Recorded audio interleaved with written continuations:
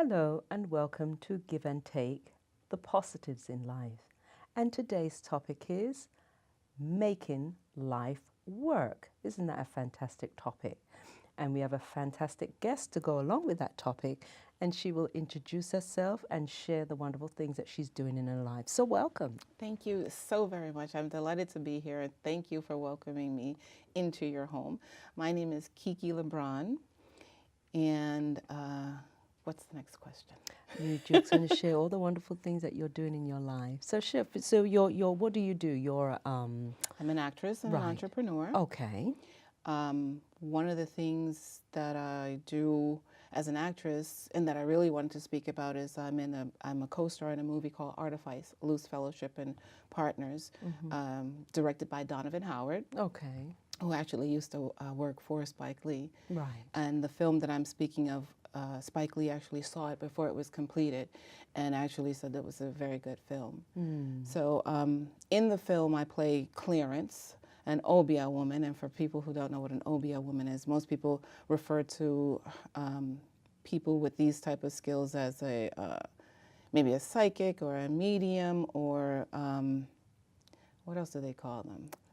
Different things, like, you know, to do like evil things against you and stuff, but the word obia is quite a different meaning, which I'm not going to go into right now, but it's more than what people think, cause, and you know, when we hear these things, it's like something can only happen to you if you allow it to happen to you. Yes. So we can't read into these different names of worshiping and this and that, and Yes. you know, this one's going to do this to me. Sure, if you allow them to do it to you, they'll be able to do it to you. So you have to just rebuke them and move on. Yes, yes, yes, very true. And I think for the bad side of it, that's basically how it works, by telling somebody, I'm going to do this to That's you, and getting right. them scared. But there's more, I'm a strong believer that anything can be used for good or bad. Absolutely. And the very same thing can be used for good or bad. That's you right. know. And so in the film, I am Nato Ranks' co-star. Have you ever heard of Nato Ranks? No, I don't. Do you know the very, very popular song, "Dem a bleach, Oh, yeah, skin, yeah, dem a yeah, bleach"? yeah, yeah, yeah. Well, that's Yeah, you had said that to me before. That's right. I remember I used to like that. Well, Right. I'm his co-star, and the film is very well put together. It's based on what's called black exploitation, which I'd heard of it and didn't really understand what that was. And in the 70s, there were a lot of so-called black filmmakers who were doing all these different films. And it was mostly a totally so-called black or melanated, as I like to say, cast. And when a lot of people in the industry who weren't melanated, when they started to see that those films were making money, they kind of exploited them and wanted to get them to work for them and to be able to. So that's why it's called black exploitation films. And I think Donovan Howard did a pretty good job. Lovely. Well, maybe we could see a clip of that right now. Sure, so we can see sure. how well you did in the movie. Sure. He's using that black heart shit. So you're trying to tell me Billy's getting rich from voodoo? You will find the people who prey on these scoundrels. Okay, so there we saw the clip of the movie.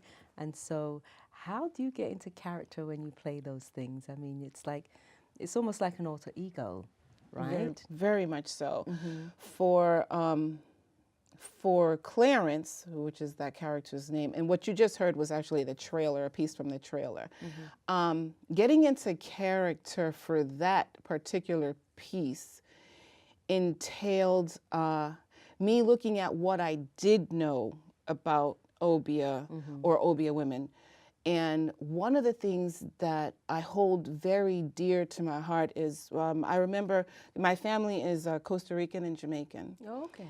And I remember when I was in Jamaica and I first probably learned about Nanny.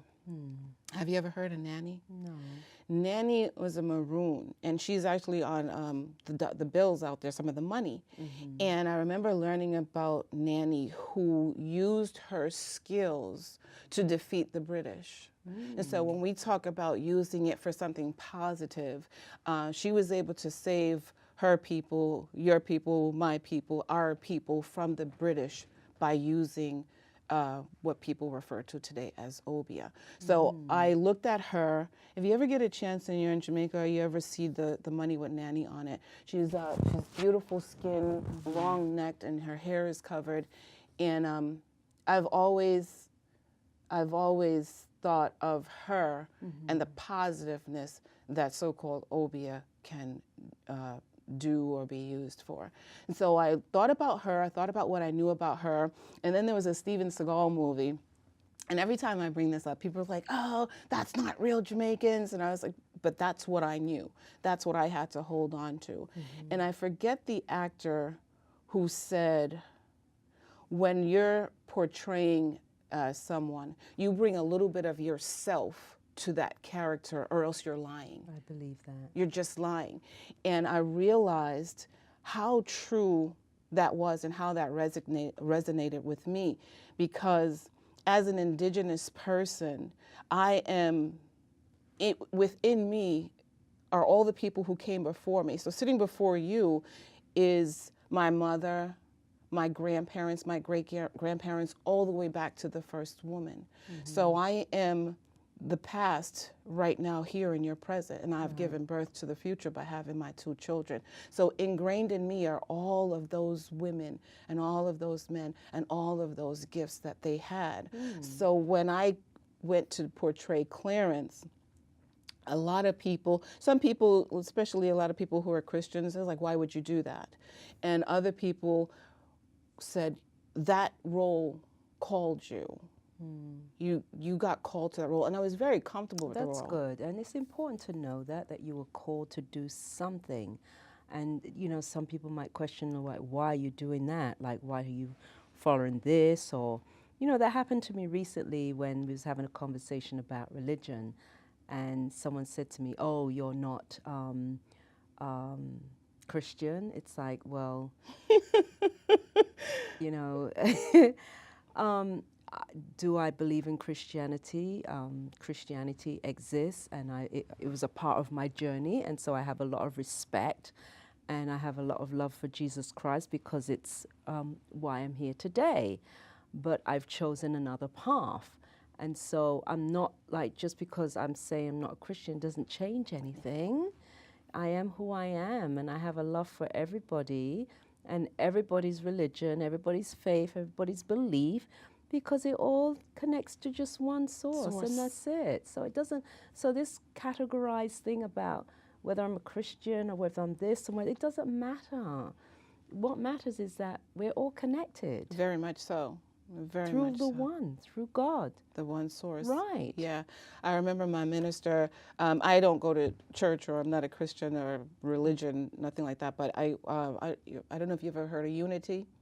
Heard of Unity. Unity is in every state. And so you can always find a Yes, unity. I've heard of Unity. So it's right. spiritual based. Right. And I remember when Paul Tenaglia, our minister at the time, I remember when he said that we're all, just picture the Creator like the ocean. Right.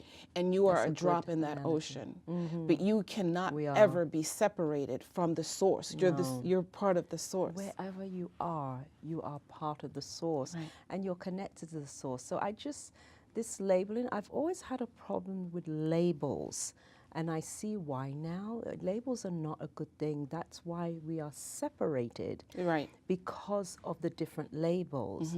So I don't like to be categorized, but I celebrate everything. I celebrate Christmas. I've got my red on today. And I celebrate Kwanzaa. I celebrate whatever.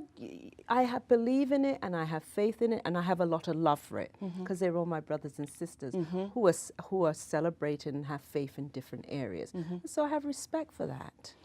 For me, I think that I don't celebrate most of those things, but everybody has free will, and I don't Right. try to stop anybody from celebrating. Right. My whole thing is be happy, be happy, and when I come into your realm, I'm happy too. Right. And if Christmas brings you happiness, then Exactly. I'm fine with and it. so when I say celebrate, if someone said, "Oh, you want to come to a Christmas party?" I'd go. Right. If someone said, "You want to go to a concert?" I would go. That's what I mean celebrate. I don't go out there specifically to celebrate those things, but I will go. If someone says, "You want to come to a church?" Yes. Yes. You know, of course, anything that I feel is a good thing, that's, you know, where people are trying to come together Yes. to connect to God, then that's a beautiful thing. Yes. Fortunately for me, I say fortunate, my aunties probably wouldn't say so, but fortunately for me, I wasn't so much raised with religion. My mother, who she always said religion was forced on her, she said she wouldn't do that to her children. You know, my parents never did that to me. So it's actually a wonderful thing. It is a wonderful thing. Yeah. I had like free will to do what I wanted to do. Yeah. And I got turned off of religion at a very did young age. And my parents embraced it. They didn't push me and say I needed to go. They said, okay, if that's what was said to you and you don't feel comfortable, then you don't go back. And that was it. So they supported me through my journey, which is wonderful. I love it. I love hearing that, because it's we mirror each other in that. Right. And that's always a good thing. Yeah, I appreciate my parents so much for that. And my mother, she was Catholic. She was Catholic, and then she tried Buddhism, and then she tried something else. And I think she was just trying to escape whatever her parents had done to her. Okay, it's good. But so it's actually a good thing. It's a good thing. It allowed me to read and research things on my own. Lovely. And come So to the you said table. about the unity, so you're a part of this unity? I am a member, Okay. but I haven't been there in a while. But yeah, this year was not a difficult year, but there was a tremendous change in my life. I actually have two mommies, one that gave birth to me and one that helped along the way. And a lot of West Indian families, it truly is that saying, it takes a village. And I have my mom also there, but I lost my biological mother this year. And there's been like a lot of reflecting and trying to overstand a lot of that, because I have actually been able to sincerely witness her body not being there, but being able to hear her still. How lovely. Yeah, I tell that to somebody and they're like, yeah, They look at you a bit crazy. you're You're freaking crazy, out. yeah. And you know what I said? How lovely. Because we have that in common, that, you know, my dad also died this year in May. Yes. And I know what you're talking about, and I saw that he truly was with God at the end. And he showed me that. And he was so at peace, I allowed him to just go peacefully. And he just knew that I was going to be okay, because he said to me, he says, "Sister, you don't worry about anything, do you?" I says, "No, I don't." And so that was easy for him to then transition on to wherever he needs to go in his journey. And so it was like the most painless, peaceful death that I've experienced, and I got to experience and see when the soul left the body, because that's my belief. It's that he's transitioned on to his next part of his journey. Indeed. I actually was with two of my family members at separate times when they transitioned. One was my Uncle Claude, and he was at the Veterans Hospital in the Bronx on Kingsbridge Road. Right. And I actually got to witness firsthand the spirit leaving his body when his lips puckered up. Yeah. My mother, she died January 8th, and That was the day after my dad's birthday. wow, I'm the 6th. Oh, look at that. So you got the 6th, 7th, and 8th. So you've probably got some of the same traits. We'll probably get along just fine. And there were about maybe 12 people in my mother's room. And my mother is one of those people who had everything in place, everything, Lovely. papers, and Good. not to make That's this. me. That's goodness, you. yeah. Yeah, it's actually very good for. It is, yeah, because everything was, I had no problem. Everything was very easy. I had power of attorneys like 10, 12 years ago, which I didn't even know. I forgot all about it. And they were talking about power of attorneys. I'm like, And then I was going through papers. I said, I don't even remember. I did once I saw the papers, I remembered, but I forgot that I had done it. So it was good because those things are very important. I've seen so many people go through so much Yes, indeed. because they have not been organized and not had things in place. So everything was all good and in place. Yes. Well, as I mentioned, my birthday is January 6th. And I was actually in the city, and my daughter called and said, I'm going to take Grandma to the hospital. I'm like, for what? I just left her. She's fine. Right. And I said, I'll meet you there.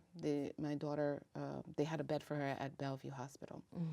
So I met them there, and I looked at my mother laying in her bed. I said, Ma, you going to leave me on my birthday? Oh. And she looked up and she said, I would never do that to you. And she didn't. She died on the 8th. But prior to that, I kept going back and forth to tell her what was going on. Lovely. The funeral director came. He was awesome. Paradise. Isn't that wonderful? He was We have awesome. He went straight to my mother's bed and he said, I'm here for you. I'm going to handle everything. Your wishes will be carried out. Yeah. Called us into the room. We went into the room. We spoke to him. And it's so weird how I guess my spirit took over, because if it were my body, I don't think I would have been who I was that day. And that's what happened to me. So similar. The same thing happened to me. That is, the soul was really like... Just took over. Yeah. I think I would have been crying, and Me I would have been too. a mess. And Yes. my spirit, it was like my spirit knew what was going to happen. My spirit knew what to do. Me too. And I remember going into my mother's room. Actually, my mother called and she said, all right, call my family. Everybody come in. And prior to that, she had told my daughter, my mother's going to greet me, my grandmother. And so when she called everybody into the room, and once the funeral director had told me everything, I remember going to her and I said, Ma, I said, if you were waiting to know that everything is okay, if you're waiting for that, I said, everything is fine. I said, you can go. Yeah. And it's so weird that I'm emotional now, and I wasn't emotional that day. Yeah. And I said to her, Ma, I said, everything is done. I said, all the paperwork you did, everything is done. I started singing. I said, you're amazing, Ma, you're amazing. You amaze me, Ma, you amaze me. And the whole room was quiet. We sound very similar because we had similar kind of, we had people come and do music and singing, so it's very similar. And I the can't ending. sing. And I had no problem singing in front of this room full of people. Right. And across from us, there was a curtain, and there was a lady on the other side who was also transitioning. And so everybody was in her room, and they were trying to turn up the radio to kind of drown me out, I guess. And I kind of understand. Well, we had a private room, thank goodness, because we had people coming in and out, playing musical instruments and singing, and it was just like really very wonderful. It's very wonderful. Well, it was a last minute thing for us. So, and there was a bed there. Everything just worked out. And my mother turned to the side. I kept asking her, I said, do you see your mother? She said, no. You see your mother? She said, mm-mm. I said, you see your mother? She said, mm-mm. I said, okay, you going to let me know when you see her? She said, mm-hmm. I said, all right. Finally, I asked her, and I wasn't even expecting it. And I said, you see your mother? She said, mm-hmm. So I don't know. I'm thinking she's just going to go right then and there, and she didn't. But that was awesome. That was an awesome experience. And my nieces had never been around anyone. I don't even think my sister-in-law allows them to go to funerals. Right. So if you were going to be introduced to it, that was the perfect moment, because there was no crying, there was no sadness, there were no tears, there was no fear. And when you have children, and that's the first experience, they'll always reflect on that as opposed to having that fear and crying. And So it was like that at my dad's funeral. Some people had shared how there was like no sorrow, none whatsoever. And they said that my strength, because I did the eulogy, I think you said you did you do the eulogy? No. I did the eulogy for my dad. And they said that my strength gave them the strength to get through the funeral. Because I was like, they said, you were making jokes and everything. I'm like, I was. You know, I felt so strong. Again, like you was talking about the spirit, the soul was it just takes over. You know what to do. I was so in charge. I was so, like, just, you know, moved along so beautifully when we went to the, you know, the crematorium, because we had cremated him and stuff, and it was just, you know, and I remember last year together we had went to see this, because next week I'll be going to see my grandson, and last year he was with me. We spent the week up there, which was wonderful. So I did everything so well, and had him like, you know, it's like I knew, it's like I just got everything what needed to be done, you know, so nicely, and we did many things, went horse racing, this, that, and did, you know, great things together. But, you know, this is a lovely conversation, but I do want to, there's another clip that we have to show of your movie that you're in. So what is this one called This now? one this is where Clarence is she's about to go and hang out. And I take it that she doesn't want to be known as somebody that hangs out. She wants to be known as this very good woman who does her skills and she knows what she's doing. So to get caught in her go out clothes, this is what this is that clip. Okay. Thank you.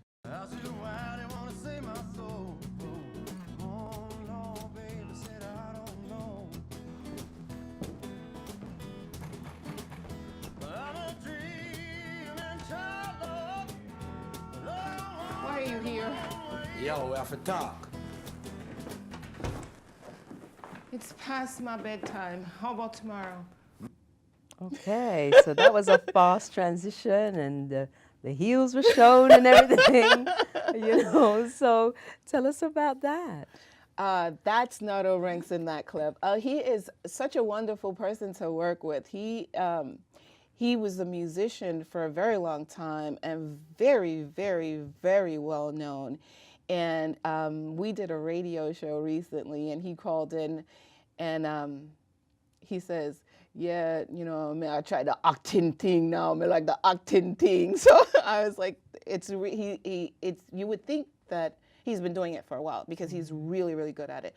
And not to mention, also to mention the other principal who plays Albemarle, his name is Marty.